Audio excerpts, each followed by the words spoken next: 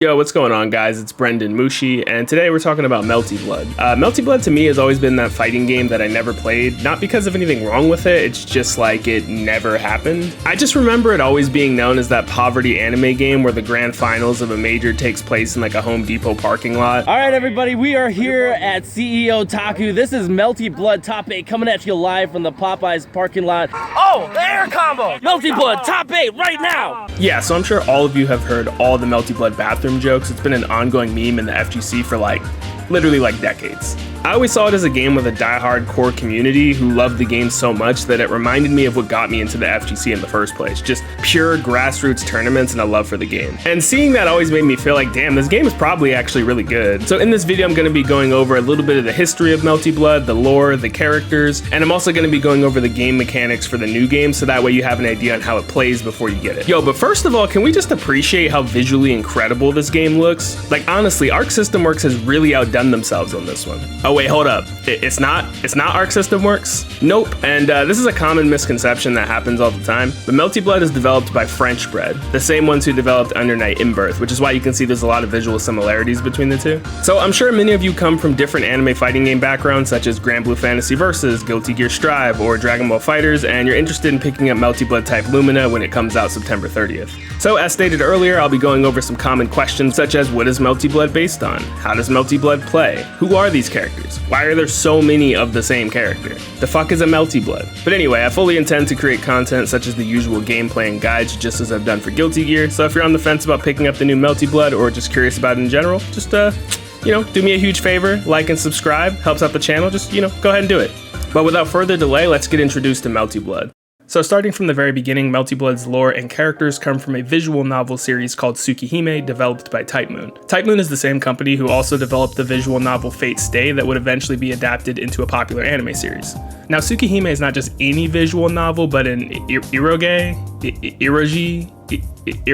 nigga is porn. But in all seriousness, Tsukihime is regarded as one of the most memorable and beloved visual novels of its time and is praised for its amazing storytelling. Tsukihime just recently received a reboot, and Melty Blood type Lumina is actually a prequel to the reboot story. So the story for the original Tsukihime and Melty Blood might be a little bit different in the new game as compared to prior titles. I won't spend too much time on the story since there's a ton of lore channels and Wikipedia pages you can read up on your own. I just want to give you enough to give you a brief idea, something to go off of. Alright, so there's this family called the Tono family. They're a clan with supernatural demon powers because of their bloodline. Then there's another clan called the Naniya who basically excel at hunting demons using their speed and agility to assassinate them. They also possess the mystic eyes. The head of the demon-blooded clan is Makihisa Tono, and because he didn't want smoke with the Naniya's demon hunting power, he sent Koma Kishima to wipe them out. Koma was successfully able to fold up the entire clan like a lawn chair. But the head of the Tono clan spared one boy named Shiki Naniya because he had the same first name as his son, also named Shiki. He would adopt him and change his name to Shiki Tono. Shiki Tono possesses the mystic eyes, meaning that he can see lines of death on objects and people. If he cuts these lines with a sharp object, these things die regardless of how much force is applied.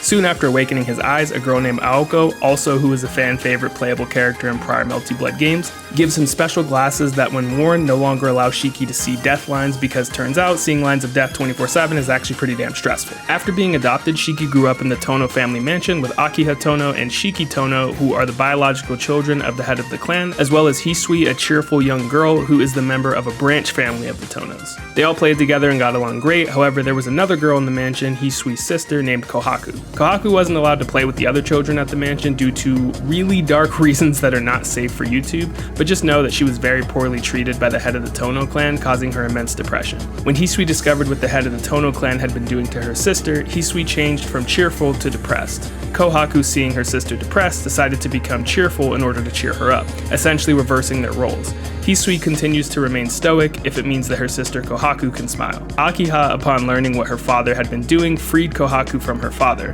Kohaku would get her revenge by arranging a situation that would cause the head of the Tono's household's death, making Akiha the head of the clan with her beloved childhood friends Hisui and Kohaku as her maids leading normal lives. Oh, and this kung fu girl here's name is Miyako, and she's Shiki's cousin and is related to the Tono family. She's very shy, especially around Shiki, but despite this, she's clearly about that action. Arcuade is the main female character in Tsukihime. She's a vampire princess who existed for more than 800 years, but spent most of that time asleep. So as a result, she knows nothing about the modern world or modern social cues. Her personality is playful and kind of childish. Her and Shiki got off to a bit of a bad start where he cut her into 17 pieces, but she survived and they became friends, so it's chill. They work together to defeat other vampires, and her main goal is to stop Roa. Ciel is a girl who goes to the same school as Shiki, where she presents herself as a calm, kind, and friendly upperclassman, but she doubles as a member of the church. The church basically hates heretics and vampires, and Ciel's job is basically to destroy them. Noelle is a cheerful girl and Shiki's homeroom teacher, but just like Ciel, she also works for the church and is in fact Ciel's pupil. She's often noted to enjoy beating the weak, but she herself isn't very strong against stronger opponents, so basically she likes to pub stomp. Roa was a cunning priest of the church about 700 years ago. In the pursuit of seeking power and immortality, he tricked Arcuade into giving him power. Roa gained the ability to reincarnate into a new body every time he is killed, so Arcuade continues to kill his reincarnations over and over and over again over the course of 700 years in order to stop him. So think like JoJo's Bizarre Adventure, but in reverse. So this should give you a good overview of who the cast is so far, but there's plenty of other characters like Niversinker Chaos. Yeah, so believe it or not, apparently this is pronounced narrow, like fuck me I guess. There's cats, mecha maids, mecha cats, and hey look, it's Outlam from Under Night. I mean, Sion from Melty Blood, cause that's where she originated from. The most recent Melty Blood game to be released before Type Lumina is Melty Blood Actress Again Current Code. Very fucking anime name. It is available on Steam. The Steam version currently features delay-based netcode, but most of the Melty Blood community uses the community version anyway. This version contains additional features as well as rollback netcode. Feel free to check the Melty Blood Reddit for more info on that if you're interested. Personally, I downloaded the community version, but I also purchased the Steam version as to support the developers. So how does Melty Blood play? Melty Blood uses the numpad notation like many anime fighters, where 2 means down, 6 means forward, 8 means up, etc. Your attack buttons are referred to as A, B, and C, which refer to light, medium, and heavy respectively. The attacks can be chained in order like most anime fighters. You also have a D button, which is your shield, which can be used to parry attacks and then quickly fire back with a counter attack for a combo, which can be so satisfying when you land it. In the prior game, there's also an E button, which is basically just a built-in macro button that's used for many commands in the game, such as inputting a throw or entering heat mode. I won't spend much time on the prior Melty Blood game's mechanics because I want to focus on Type Lumina's mechanics, but I figured I might as well mention a little bit of it just as an FYI. So in the previous Melty Blood, when you select a character, you can choose between 3 moon types: Crescent Moon, Half Moon, and Full Moon. The moon types can drastically change your character. I mean, it can change your normals, your frame data, your special moves, how your meter works, your health pool, even what game mechanics you do or do not have access to. So every character is actually 3 characters in one, kind of like Mortal Kombat X's variations, but on steroids. I'm not going to go over what every moon does, so feel free to look into it on your own, but Type Lumina will not have this mechanic back, and I think it's probably because it can be a bit confusing or overwhelming from a game design perspective. It can just be a bit daunting for new players. The important mechanics and defining features of Melty Blood are reverse beats, which is being able to chain your normals in reverse order, and this mechanic is present in Type Lumina. And reverse beats can also be done in Under Night. So this mechanic is often used by canceling heavy normals into a lighter normal in order to reduce its recovery, making you safe, and sometimes even giving you frame advantage. This is because sometimes canceling into a whiffed light attack recovers faster than allowing the heavy attack to recover on its own. It also can be used to create air combos by canceling a 2C, which would be your sweep, into a standing normal such as a 5C or a 5B, and then jump canceling that into an air combo, similar to Under Night, or you can kind of think of it as like using 2M into 5M in Dragon Ball FighterZ. From there, you can do a jump B, chained into a jump C, then jump cancel that into another jump B, chained into another jump C, and then combo into an air throw. This will grant you a hard knockdown and allow you to go for Oki. This is the universal staple BMB that Melty Blood is known for, that basically every character can do. So if you ever hear someone say BC air throw, this is what they mean. So you might be thinking, Brendan, is Melty Blood just basically Eunice then? No, not really. That's like comparing Street Fighter to King of Fighters or Tekken to Soul Calibur. On the surface, they may seem similar, but the mechanics and gameplay are different enough that they're entirely different games. Melty Blood features a lot more air mobility, where characters can still double jump after air dashing, allowing for unique aerial combat the series is loved for. You can basically do all the traditional anime movement: forward run, back dash, air dash, double jump, super jump, some characters triple jump, some characters double air dash, you know the vibes. Basically, Melty is a game known for its aerial combat. Like for example, in the older game, when you land an air counter hit on the opponent, they can't air tech at all, which means you get a full combo, which can lead into Oki. Speaking of Oki, Melty Blood characters are rich with Oki, so if you like traditional anime fighters where the flow of the game goes from neutral to swaggy air juggle into lockdown pressure or Oki, then you probably already got the game pre-ordered, nigga. I'm just gonna keep it a buck. Niggas like that are rubbing their hands at the sight of this shit. It's me. I'm niggas. So while the trailers were being released for this game, the developers were tweeting out how the specific mechanics in Type Lumina work, and they also have a page on their website explaining it too. So I just want to go over a brief overview of how the mechanics work in Type Lumina based on what I've analyzed watching match footage myself and based on what the developers themselves have confirmed. But just real quick, shout out to Raito, man. The composer for this game, the music is incredible. Raito is also the composer for the previous Melty Blood game, as well as Under Night in Birth, and all of the tracks used in this video were composed by Raito, and the music in Melty Blood sounds fucking fire. But anyway, back to the game mechanics. So we do know that Melty Blood will have auto combos called rapid beats, where if you press the same button repeatedly, you'll do an auto combo into a launcher with an air throw ender. Not a big deal, tons of games use auto combos nowadays. Next up is the shield mechanic used with the D button. The thing about the shield is it looks like it has multiple follow-ups that you get to choose from. So I've seen every character when they shield an attack, I've seen them do a launcher. I've also seen them teleport behind the opponent like Dragon Ball Z's Vanish and attempt to hit them. And I've also seen one where they dash through the character, kind of like Chip's Alpha Blade.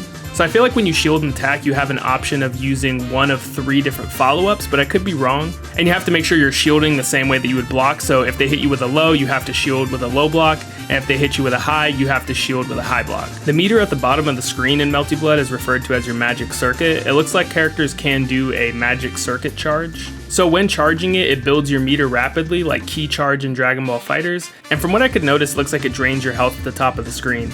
But the health that it drains is recoverable life, and I'll talk more about recoverable life in a little bit.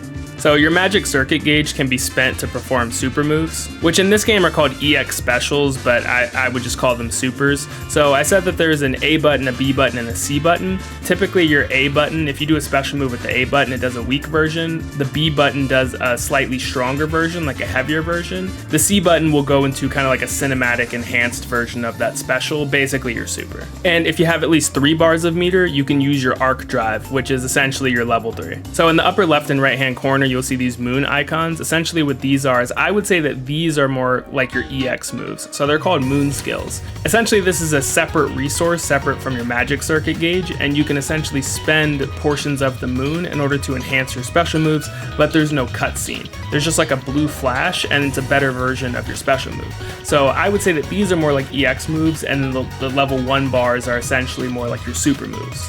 So because you have 2 separate resources, it allows you to actually spend a lot of shit and do really cool techniques and cool moves, which I really like.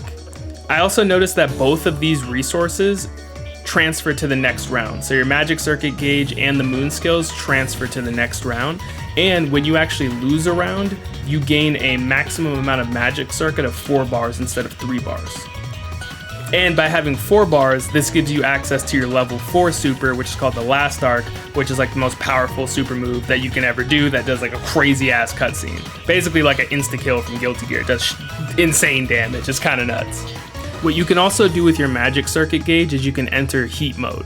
So essentially when you enter heat mode, it functions as like a burst for you. It blows the opponent back off of you defensively. I don't think you can use it to break combos, but you can use it as a reversal on wake up if you don't want to take pressure from your opponent anymore. It'll completely blow them back away from you. And what it'll do is it will convert your meter bar into a cooldown timer. And the more meter you have, the longer the cooldown timer lasts. I've seen this be activated at 1 meter, 2 meter, 3 meters. So I think you just need at least 1 bar to activate it, I assume. And it gives you a boost to your abilities, and it recovers your HP. So I mentioned that you have recoverable HP in this game, just like a tag game, like Dragon Ball FighterZ, Marvel vs. Capcom, Street Fighter Cross Tekken, you have recoverable life. So I mentioned before that the key charge causes your life bar to go down, but it looks like your recoverable life kind of stays where it's at. So if you were to activate heat, you would recover that life back that you lost. And whenever you get hit by someone, there's always going to be a little bit of recoverable life there for you. And when you activate heat, you can start healing that back. Now, if you have 4 bars, which in order to get 4 bars, you have to have lost a round, you'll be able to go into blood heat, which is basically just activating heat when you have 4 bars. And you'll notice the difference because heat is normally blue, but blood heat is red. Now, when you're in the regular heat, you have access to the arc drive, which is the level 3. Even if you only have a little bit, like just a sliver left of your meter left on the timer, you can still activate the arc drive at the last second. And in the blood heat, you'll be able to use the Last Arc, which is the level 4 super. But there's also another mode that you can go into, and it's called the Moon Drive. This one is tied towards the moon gauge that you have. So if you activate this, it actually pauses time and it gives you some invul as well. So you can actually do it on wake up and it'll like pause time and give you an opportunity to like react to your opponent's pressure and maybe DP them or get away from them or something like that, which is really cool. And honestly, it's kind of cheap.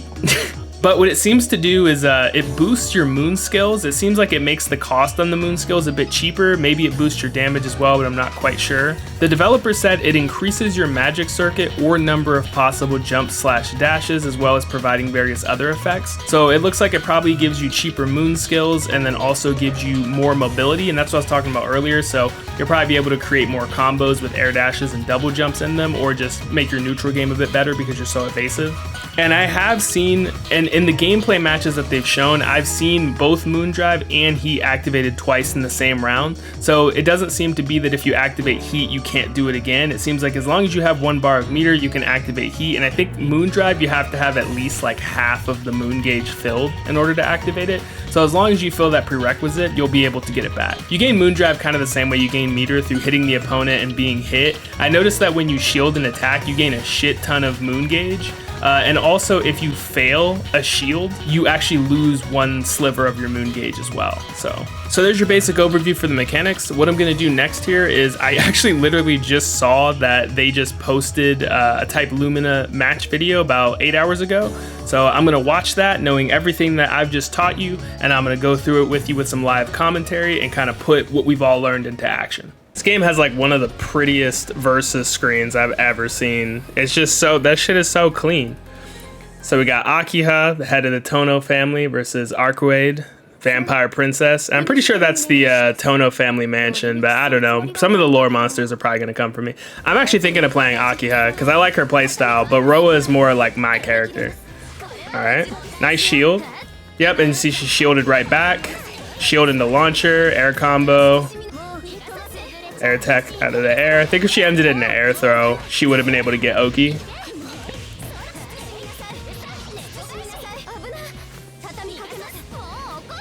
Yep, and then there's the Moondrive. So you can see the moon in the upper right hand corner glowing red. Yep, and then there's the Heat. So that costs the meter. So you see in the bottom left hand corner, she converted her meter into Heat, and that's how she was able to heal her life back. And looks like the Moondrive is about to run out. So Arcuade could activate Heat, spend the 2 bars to turn to Heat. Yep, to burst defensively, and now her health is going back up. And she should be able to use the Arc Drive if she wants. Oh, nice shield. Yep, there it is, the Arc Drive. So even though that costs 3 bars, when you're in Heat, even though she activated Heat at 2 bars, she was able to activate it. Because as long as you're in that Heat mode, you can use the level 3 super. Even if she originally only had 2 bars when she popped it, and she let the meter run down till there's just a sliver left. And then now Akiha is gonna get a total of 4 bars because she lost the round. And the moon skill, as you can see, transferred to the next round because you can see Akiha has it. Air combo into air super. Yep, and you can see the, she was doing the magic circuit charge. That's why you can see she lost some of her life in the upper left-hand corner. That was from her charging, actually.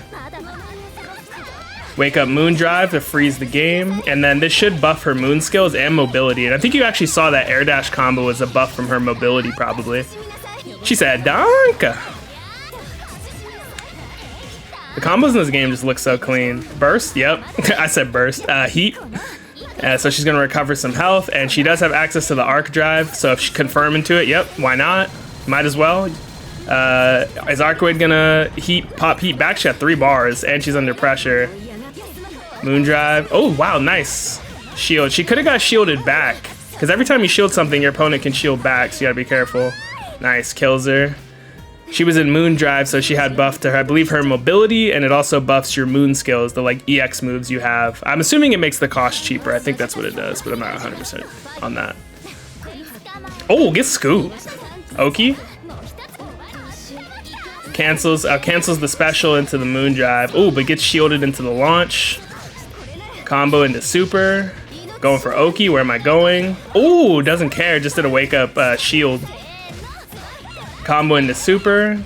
Just choose to spend one of the magic circuit bars. That's done by doing a special move with the C button. That'll do the super. Careful of a parry. Or shield, rather. Oh, nice counter hit confirm. Into the air throw to get the hard knockdown. Nice shield. I didn't really get anything off of it, though. All right, they both go into Moondrive, so they get buffs to, I believe, mobility and also their EX moves. Confirms into the level 3, because I think she actually just had the full three bars to actually do it. So if you have 3 bars, you can go straight into Arc Drive. Same with if you have 4. So yeah, guys, September 30th, and I don't think I really mentioned it, but I thought it was obvious the game does have rollback netcode. I will definitely be buying this game day 1, creating content and guides for it. So I'm hoping that you guys found this video helpful. I really enjoyed making it. So I hope you join me in cracking out on more anime fighters. Thank you guys so much for watching as usual, and I'll catch you guys in the next video. So peace out.